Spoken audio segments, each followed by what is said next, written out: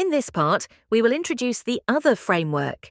This is called RIC framework, and it is especially useful when we use AI to generate images and videos. The R stands for representational, which is about the content or subject matter in the multimodal product. The I stands for interpersonal, which is about the interaction between the product and its audience. The C stands for compositional, which is about the organization and arrangement of the elements. The suggested AI tool is Dreamina. Let's talk more about this RIC framework. When we are describing the R for representational, we can consider the subject, for example, is it a human or non-human? The context, for example, when and where is it? The action, for example, what is it doing or feeling? And when we are describing the I for interpersonal, we can think about the art style, the shot, the angle. If we are creating a video, we can also think about the camera movement.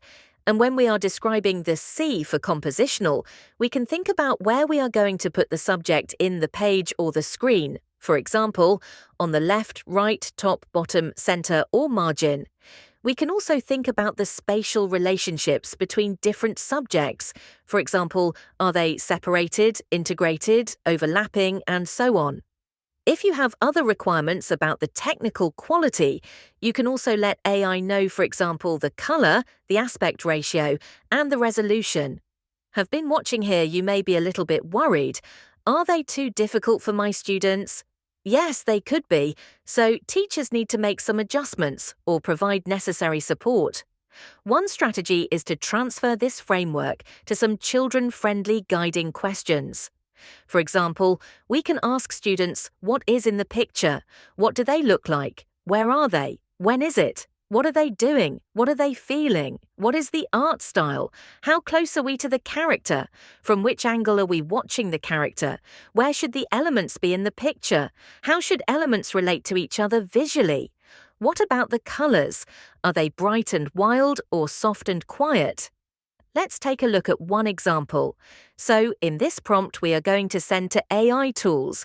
We include the subject, the action and context, the shot, the angle, the art style, the position, the color, and the aspect ratio. Maybe our students do not need to write like this. Instead, they can use more short and simple sentences to describe the images. Or maybe if our students are still very young or have other learning needs, they can only involve the very key elements, like the subject, the action, the context, the art style, and the position. We need to bear in mind that teachers play a role of a supporter. Next, we prepare a demo video showing you how to use AI to generate images. Let's take a look. In this video, we'll demonstrate how to use AI to generate an image. Step 1. Access the AI tool. For this example, we're using Dreamina as the platform. Since Dreamina allows the creation of both images and videos, make sure to select the AI image option before proceeding. Step 2. Input the prompt. Use the RIC framework and the guiding questions to craft a detailed description of the image you want to generate. The more specific and clear your prompt, the better the results. Once your prompt is ready, send it and wait for the AI to respond. Step 3. Evaluate the AI's response. Dreamina typically generates 4 image outputs. Review these results carefully to assess their quality. If the images don't quite meet your expectations, you can refine your prompt and try again.